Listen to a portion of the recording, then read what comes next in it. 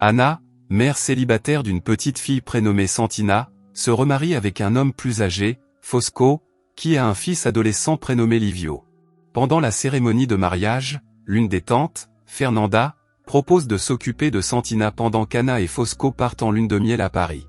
Pendant la fête, tout le monde commente le mariage, certains affirmant que celui-ci va user Fosco. D'autres pensent au contraire que c'est le bon choix. Livio porte des lunettes noires qui cachent son expression au moment de la photo. Fosco demande à Livio d'enlever ses lunettes et dit à Anna qu'on voit toujours quand Livio n'est pas content. Après la cérémonie, Anna et Fosco rentrent chez eux pour se préparer pour leur lune de miel. Ce soir-là, alors qu'ils font leurs valises, l'un des amis de Fosco l'appelle pour aller vérifier un trésor au cimetière. Il suit son ami pour vérifier et on lui dit que la tombe est vide, alors il entre pour confirmer. Pendant ce temps, à la maison, Livio entre dans la chambre pensant que sa belle-mère est sortie, mais il la voit et reste sous le choc. Elle lui parle avec un sourire radieux et lui demande ce qu'il veut comme cadeau de Paris, mais il répond sarcastiquement, « Brigitte Bardot ». Pendant ce temps, Fosco entre dans la tombe, mais son ami l'informe que la police arrive, alors ils s'enfuient tous et se cachent jusqu'à ce que la police parte. Fosco rentre tard dans la nuit et embrasse Anna en lui disant qu'ils partiront en lune de miel le lendemain. Le lendemain, comme prévu, ils partent tous les deux en lune de miel, laissant Livio à la maison. Ils reviennent quelques jours plus tard et Santina embrasse sa mère. Anna va voir Fernanda et lui donne le cadeau qu'elle a rapporté de Paris. Fernanda lui demande ce qu'elle pense de Fosco et elle lui répond qu'il est étrange, mais Fernanda lui dit que tous les hommes sont étranges. Pendant ce temps, Fosco rencontre Livio et lui donne un cadeau de Paris, à savoir un crayon sur lequel est dessinée une femme nue. Livio apporte ce crayon à ses amis naïfs et ils discutent de ce que c'est que d'avoir des relations avec une femme. Pendant ce temps, Anna discute avec ses amis de Paris et de son expérience avec Fosco. Pendant qu'elles parlent, elles entendent Fosco insulter Livio parce qu'il n'a pas chargé correctement le camion. Il lui dit qu'il doit apprendre à se défendre et à ne pas être une personne inutile comme son oncle. Sur le chemin du retour, Anna essaie de dire à Fosco qu'il ne devrait pas parler ainsi à Livio et qu'il pourrait lui parler de manière beaucoup plus amicale. Mais Fosco insiste sur le fait que Livio y est habitué et qu'il est sûr que le garçon n'est pas aussi opprimé qu'Anna le pense. Le lendemain, Fosco part travailler avec son camion et dit à sa famille qu'il sera de retour dans 3 jours. Livio se rend chez son oncle et lui demande si le mariage a changé son père pour le mieux. Il répond par l'affirmative, mais ajoute que Fosco ne peut pas changer complètement. Le garçon rentre chez lui ce soir-là après avoir mangé chez son oncle, mais Anna lui demande de manger le dîner qu'elle lui a préparé. Le garçon lui répond qu'il a déjà mangé, alors elle lui dit de le lui dire avant qu'elle ne cuisine. Ce soir-là, Anna ne trouve pas sa fille dans sa chambre, alors elle va voir dans la chambre de Livio et trouve Santina à côté du garçon, qui est seul en sous-vêtements.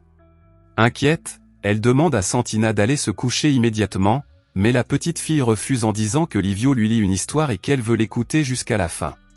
Elle demande à sa mère de se joindre à eux et Anna les rejoint à contre-cœur. Quelques jours plus tard, Fosco revient de son voyage un matin et joue avec Santina, tandis qu'Anna engage Livio dans une conversation sur les livres romantiques qu'elle lit. Elle lui dit que le livre n'est peut-être pas très pratique, mais qu'il est romantique. Fosco arrive avec Santina et commence à faire des blagues de mauvais goût, ce qui met Anna en colère. Quelques jours plus tard, ils regardent une course cycliste. Après cela, Fosco et ses amis partent à la recherche de tombes et Fosco trouve une statue en or qu'il refuse de donner à ses amis. À sa grande surprise, il entend des enfants lui demander de leur montrer la statue. L'homme rentre chez lui en colère pour demander à Anna si c'est elle qui a parlé de la statue à tout le monde, mais Anna suggère que les enfants ont probablement entendu sa conversation avec Fernanda. Fosco se met en colère, mais Livio défend Anna en disant que la chasse aux tombes est une chose normale dans leur société et que presque tout le monde le sait. Le dîner est gâché, alors Livio quitte la maison. Anna le suit pour lui donner à manger, mais il la chasse. Un soir, pendant que Santina joue avec les autres filles à attraper des lucioles, Anna et Fosco s'embrassent.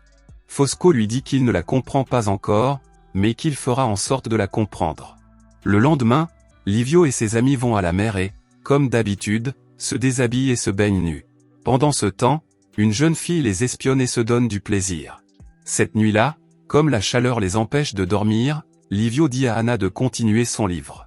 Le garçon lui demande de le rejoindre dans l'arbre, mais elle refuse et ils entament une conversation où Livio lui demande si elle le considère comme un ami ou comme un membre de sa famille.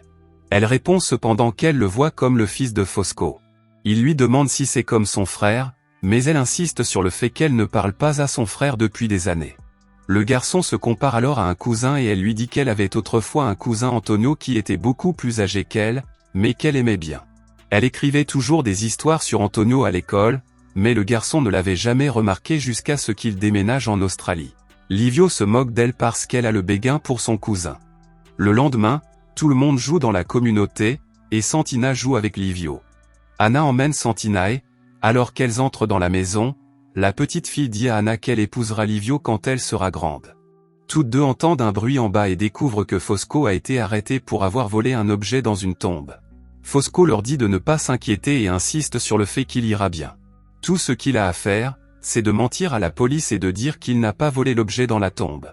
Livio demande s'il devrait demander de l'aide à son oncle, mais son père refuse. Plus tard, Anna rencontre un homme politique de sa communauté pour le supplier de les aider, mais il insiste sur le fait qu'il ne peut pas.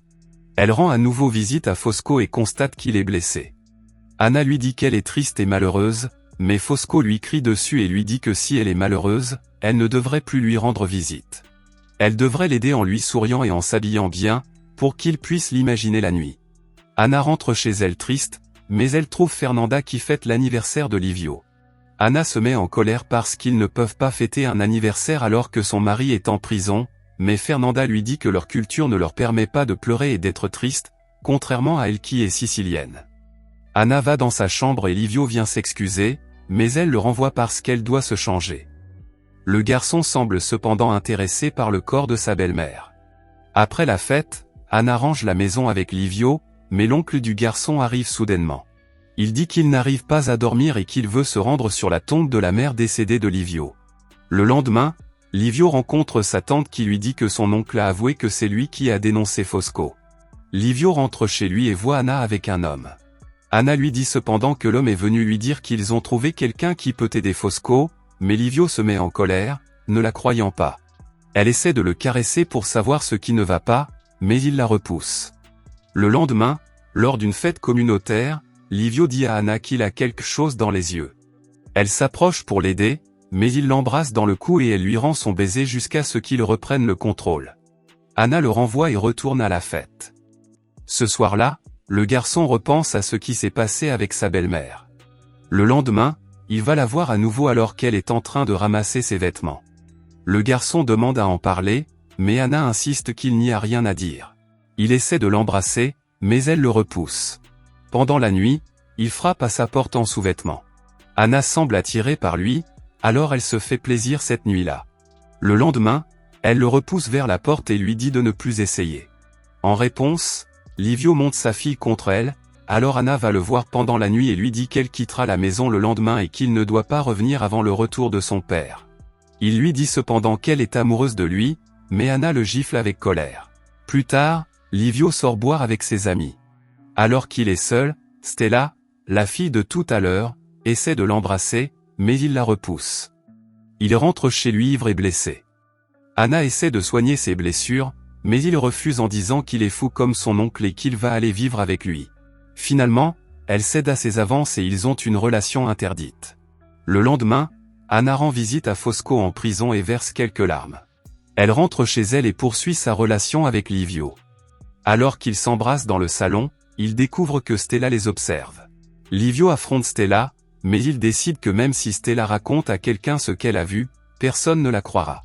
Anna ne parvient pas à accepter ce qu'elle a fait, alors elle raconte à Fernanda ce qui s'est passé, mais celle-ci lui dit qu'elle ne doit pas révéler ce secret à Fosco, car cela l'humilierait devant tout le monde.